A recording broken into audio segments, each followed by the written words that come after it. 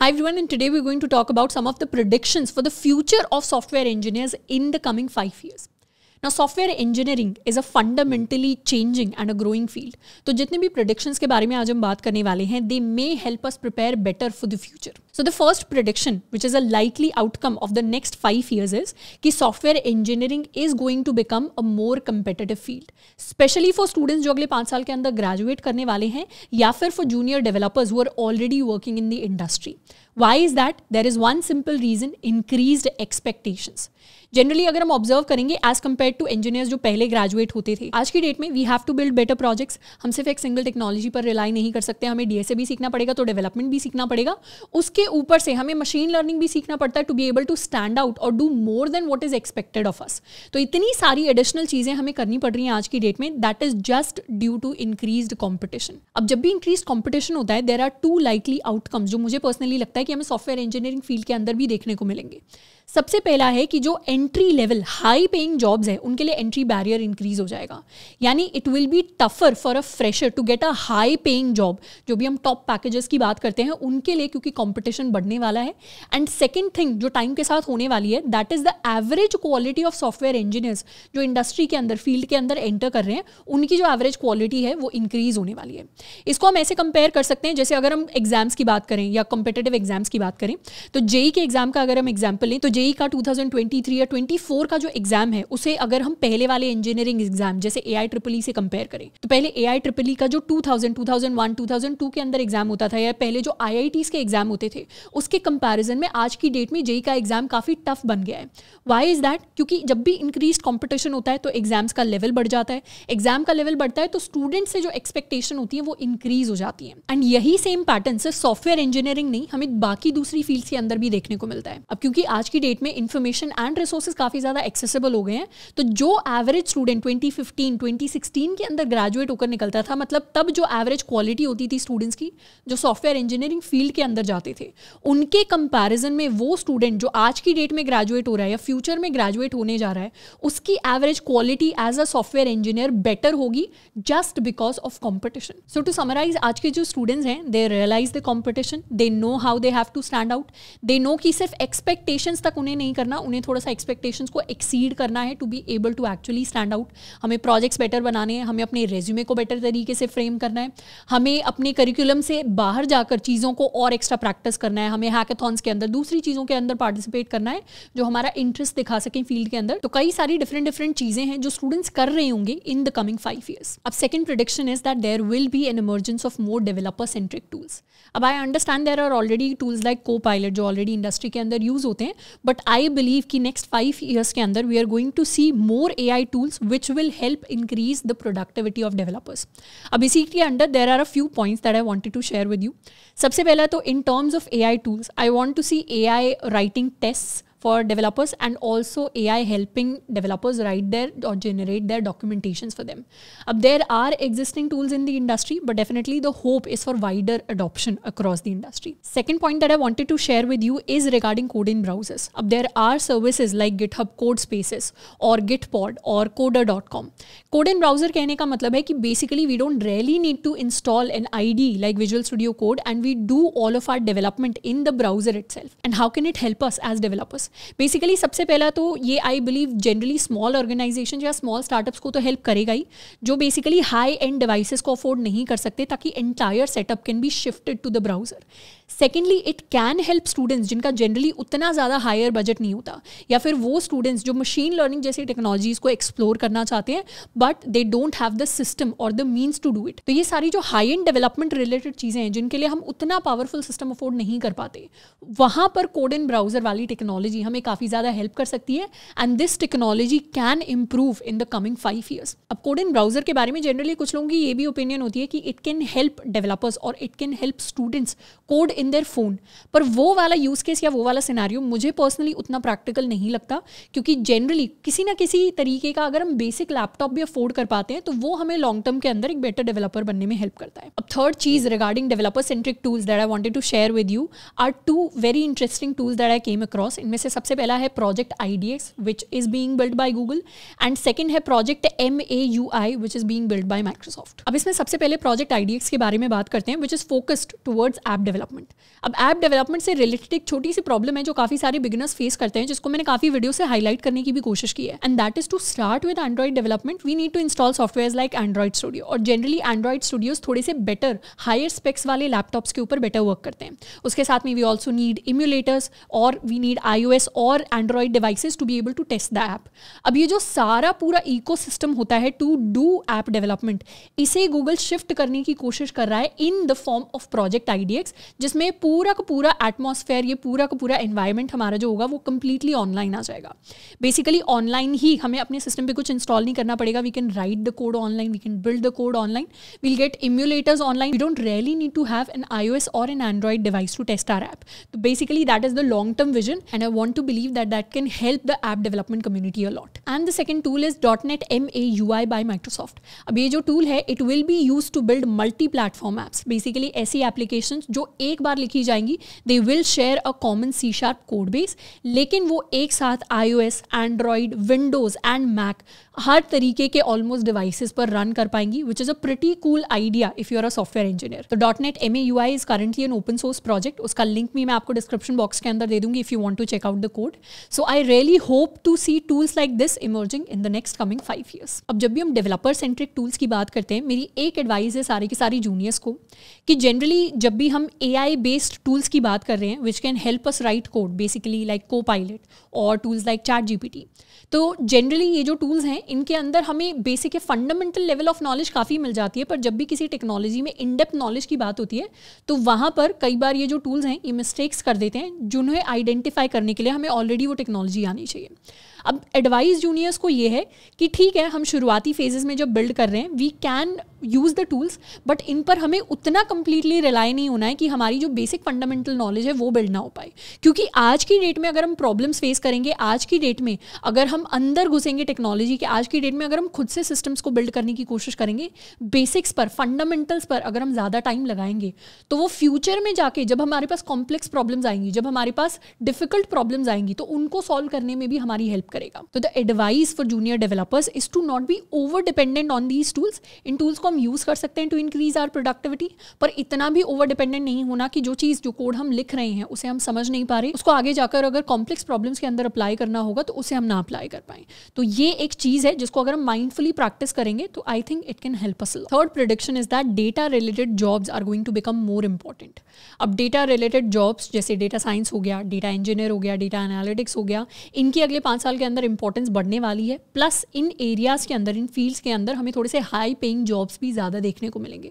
उसके पीछे का मुझे एक बहुत सिंपल रीजन लगता है, the kind of funding that AI sector is getting right now. अभी पिछले कुछ सालों में and in the coming years AI field के अंदर बहुत सारी फंडिंग आई है और आने वाली है, and data is the fuel for AI, जिसकी वजह से ये जो फील्ड्स हैं, ये जो जॉब्स हैं, इनकी इंपॉर्टेंस बढ़ने वाली है और इनके अंदर काफ़ी हाई पेइंग जॉब्स हमें देखने को मिलेंगे। अब नेक्स्ट क्वेश्चन जनरली सस्टेनेबिलिटी का आता है कि कितने सस्टेनेबल होंगे हाई पेइंग जॉब्स, मतलब क्या ये इवेंचुअली 20 साल तक, 30 साल तक हाई पेइंग रहेंगे। आई डोंट थिंक वो कोई भी प्रेडिक्ट कर सकता है, but at least for the coming 5 years, I expect salaries to rise in these fields. And the fourth prediction is that software engineers are not likely to get replaced by AI. अब there is a study by BrainHub जो कहती है कि 80% software engineers are not likely to get replaced by AI. And I agree with it, क्योंकि आज के जो हमारे AI tools हैं, they are focused more towards increasing the productivity as opposed to completely replacing software engineers. Also, today's AI tools are not good enough to replace entire software engineers. अब एक ऐसा scenario भी अगर हम consider कर लें कि अगले 5 साल में टूल्स हमारे बहुत ज़्यादा, they become good enough to replace engineers, पर फिर भी कुछ ना कुछ सॉफ्टवेयर इंजीनियर्स की तो हमेशा ज़रूरत होगी ताकि उन AI टूल्स को यूज़ किया जा सके to achieve business use cases, तो वो हमेशा ज़रूरत होगी। प्लस एक और फैक्टर जो मुझे इंपॉर्टेंट लगता है, that is the funding in AI। आज की डेट में AI के अंदर फंडिंग बहुत ज़्यादा हैवी है, लेकिन ऐसा पॉइंट हमेशा आएगा जब ये जो आर्टिफिशियल इंटेलिजेंस रिलेटेड ऑर्गेनाइजेशंस हैं जो AI टूल्स के ऊपर काम करती हैं, they would want to make profit and that might lead to these tools becoming more and more expensive, and that is something that every good organisation और leadership at good organisations understand, and that is why I think कि अच्छी organisations के लिए अपने पूरे engineering workforce को replace करना with tools is not going to be easy, and that is not a change that I am expecting to see in the next 5 years. Fifth prediction for the future is that off campus and skill based hiring is going to increase. अब इसमें हम as a student क्या कर सकते हैं? सबसे पहले तो हमें कंपनीज की एक्सपेक्टेशन पता होनी चाहिए, सेकंड हम उस एक्सपेक्टेशन को कंप्लीट करें। अगर हम प्रोडक्ट बेस्ड कंपनीज या MNCs को टारगेट कर रहे हैं, तो जैसे जनरली माइक्रोसॉफ्ट या Amazon या गूगल जैसी कंपनीज हैं, इन कंपनीज के अंदर जनरली इतनी सारी सर्विसेज होती हैं that they don't work on a single technology और they don't work on a single framework. इसीलिए जो बड़ी MNCs होती हैं प्रेफर करती हैं कि ये DSA के बेसिस पर अपनी हायरिंग रखें। तो अगर हम इनके अंदर जाना चाहते हैं तो उसके लिए हमें DSA सीखना पड़ेगा। And gone are the days जब हम 2 महीने पहले प्लेसमेंट से तैयारी करनी शुरू करते थे, HTML CSS को लेते थे और उससे हम एक बेसिक सा प्रोजेक्ट बना लेते थे एंड उसके बाद की टेक्नोलॉजीज हम सीखते नहीं थे। आज की डेट में क्योंकि ऑफ कैंपस हायरिंग के बढ़ने के चांसेस हैं और स्किल बेस्ड हायरिंग के बढ़ने के चांसेस हैं, तो हमें बेटर प्रोजेक्ट्स बनाने पड़ेंगे। When I say better projects I mean full stack projects, deployed projects, जिनसे हमारी जो स्किल्स हैं उनको हम अच्छी तरीके से दिखा पाएं। कॉपी पेस्टिंग का जो टाइम है वो थोड़ा सा जा चुका है। Now is the time for innovation and actually do something that you are passionate about. तो टेक्नोलॉजी को बिल्ड करके उस तरीके के प्रोजेक्ट्स को हमें एक तरीके से बिल्ड करने की जरूरत है। ऑल्सो अगर हम स्टार्टअप्स को या mid level small level organisations को टारगेट कर रहे हैं तो उन कंपनी स्पेसिफिक स्किल्स को हमें सीखने की जरूरत है। अब अगर कोई कंपनी है जिसमें Django के अंदर डेवलपमेंट होती है या फिर कोई दूसरी कंपनी है जिसमें Node.js में डेवलपमेंट होती है, तो इन कंपनीज को टारगेट करने के लिए we have to acquire some of these skills to be able to apply and get shortlisted there. इसके साथ में वन मोर थिंग जो मैंने ऑब्जर्व की है इस साल के प्लेसमेंट सीजन से, कि जनरली स्टूडेंट्स रेज्यूमे के अंदर डेवलपमेंट प्रोजेक्ट्स तो रख ही रहे हैं, पर उसके साथ में वो एडिशनली 1 या 2 मशीन लर्निंग प्रोजेक्ट्स भी ऐड कर देते हैं to be able to show to the recruiter कि वो सिर्फ एक्सपेक्टेशन जितना नहीं सीख रहे, वो आगे बढ़कर और दूसरे एरियाज को भी एक्सप्लोर कर रहे हैं outside of software engineering. And additionally जब हम ऑफ कैंपस प्लेसमेंट्स की बात करते हैं तो जनरली स्टूडेंट्स 2 चीज़ें बहुत ज़्यादा इग्नोर करते हैं जो बिल्कुल भी इग्नोर नहीं करनी चाहिए। सबसे पहला तो इंग्लिश कम्युनिकेशन स्किल्स, स्पेसिफिकली कि हम कितना कॉन्फिडेंटली इंग्लिश के अंदर बोल पाते हैं, वो बहुत इंपॉर्टेंट होता है इंटरव्यूज़ के अंदर। एंड उसके साथ में हमारे क्वांट रीजनिंग यानी एप्टीट्यूड के जो स्किल्स होते हैं उसके बेसिस पर काफ़ी कंपनी भी हायर करती हैं ऑफ कैंपस के अंदर, तो दैट इज़ ऑल्सो इंपॉर्टेंट। तो ये चीज़ें अगर हमें पहले से पता होंगी, हमारे दिमाग में एक्सपेक्टेशन सेट होगी, तो 4 साल इनफ टाइम होता है अपने गोल्स की तरफ एक ऑफ कैंपस प्लेसमेंट या इंटर्नशिप की एक अच्छी तैयारी करने की तरफ। अब 6th prediction is that software engineering is going to become more confusing as a beginner because of abundance of libraries and frameworks। ये सिचुएशन जनरली हम आज भी फेस कर रहे हैं एंड आई फील कि ये टाइम के साथ बढ़ने वाली है। टाइम के साथ क्यों बढ़ने वाली? क्योंकि आज की डेट में जो न्यू कमर होता है, जो एक बिगिनर स्टूडेंट होता है जैसे सॉफ्टवेयर इंजीनियरिंग फील्ड के अंदर जाना है, वो ऑलरेडी कंफ्यूज है क्योंकि इतनी सारी लाइब्रेरीज में चॉइसेस हैं, इतनी सारी फ्रेमवर्क्स के अंदर चॉइसेस हैं, they don't know which technology to learn and which to leave out. और इस सिचुएशन के अंदर सोशल मीडिया एक स्टूडेंट को बिल्कुल हेल्प नहीं करता।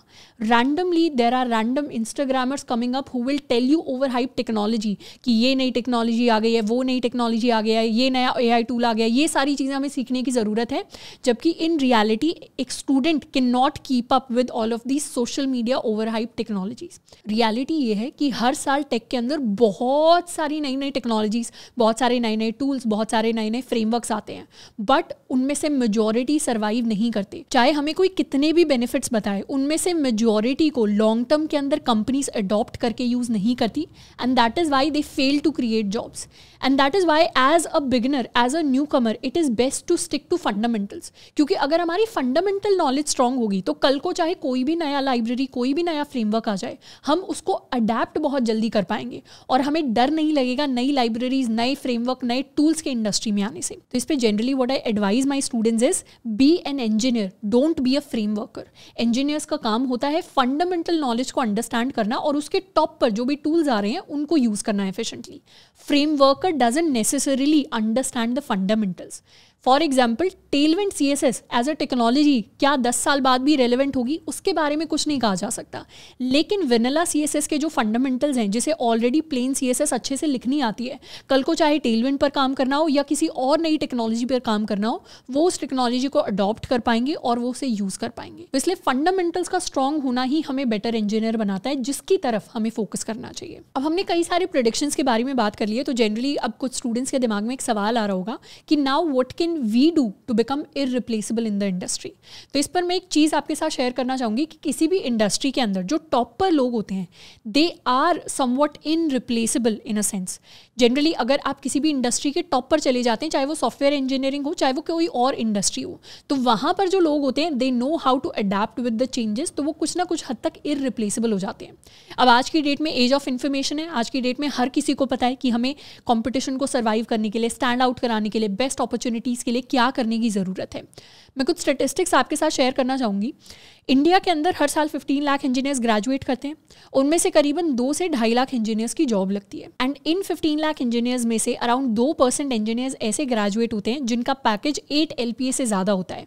बेसिकली हर साल अराउंड 30,000 इंजीनियर्स ऐसे निकलते हैं जिनके हायर एंड पर थोड़े से पैकेजेस होते हैं, यानी 8 LPA से बड़ा पैकेज एक फ्रेशर के लिए इंडिया के अंदर काफ़ी अच्छा पैकेज है। अब इसमें इफ वी टॉक अबाउट मैंग और सिमिलर कंपनी जो 15 LPA ऑनवर्ड्स पैकेज ऑफर करती हैं, जिसमें ज़रूरी नहीं है कि सिर्फ मैंग कंपनीज ही आएँ, उसके अलावा दूसरी कंपनीज भी आ सकती हैं। एंड सिर्फ स्पेसिफिकली अगर मैंग की भी बात करें तो the number should not be greater than 5 to 10,000। अब ये जो 5,000 स्टूडेंट्स की हर साल टॉप प्लेसमेंट्स हो रही होती है, ये जनरली वो स्टूडेंट्स होते हैं जो या तो बहुत पैशनेट होते हैं अबाउट टेक्नोलॉजी, या फिर these are students who are already in good colleges and they work hard towards their goals.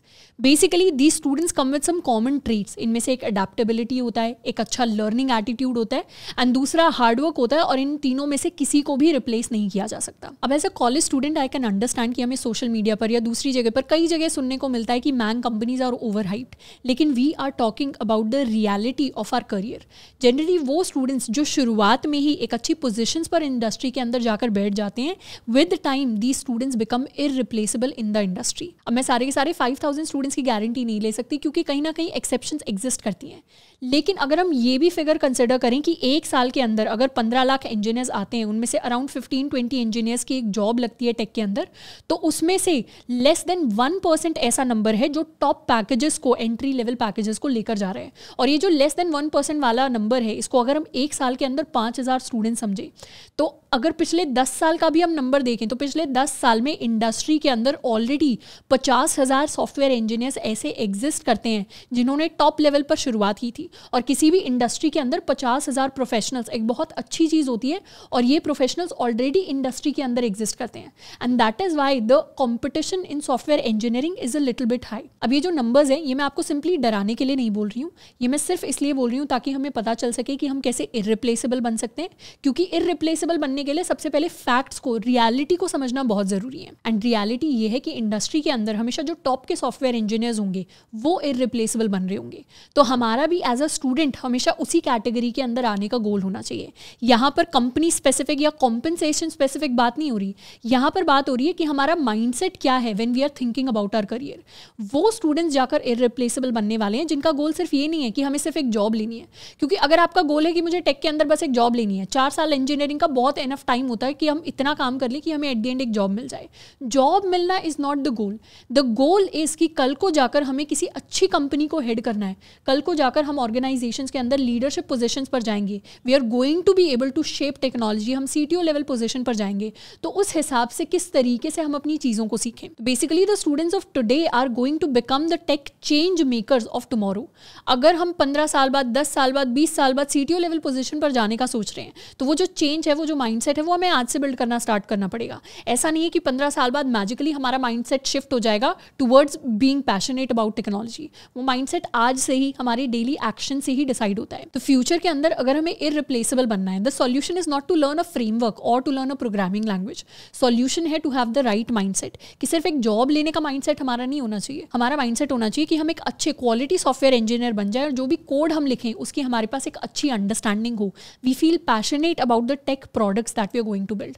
और डेफिनेटली 4 साल इंजीनियरिंग के ये सारी चीज़ें करने के लिए इनफ होते हैं। तो वो जो टाइम है उसे अच्छे से यूटिलाइज करना है, उसको वेस्ट नहीं करना है। हमें अपने लिए वो चीज़ डिसाइड करनी है। हमारी जनरेशन से पहले शायद ही किसी पहले की जनरेशन के पास उतनी फ्रीडम, उतने रिसोर्सेज, उतनी इन्फॉर्मेशन थी to be able to create impact. And I believe कि आज के जो इंजीनियरिंग स्टूडेंट्स हैं उन सब के पास वो कैपेबिलिटी है that they can create massive impact in the technology field, और उसी चीज़ को हमें अपना गोल बनाना चाहिए। तो आई होप कि ये जो प्रेडिक्शंस हैं एंड ये जो एडवाइस है वो आपको आपके करियर के अंदर हेल्प कर रही होगी, और उसको कहीं ना कहीं हम इंप्लीमेंट कर रहे होंगे। आज के लिए इतना ही, मिलते हैं नेक्स्ट वीडियो में। Till then keep learning and keep exploring.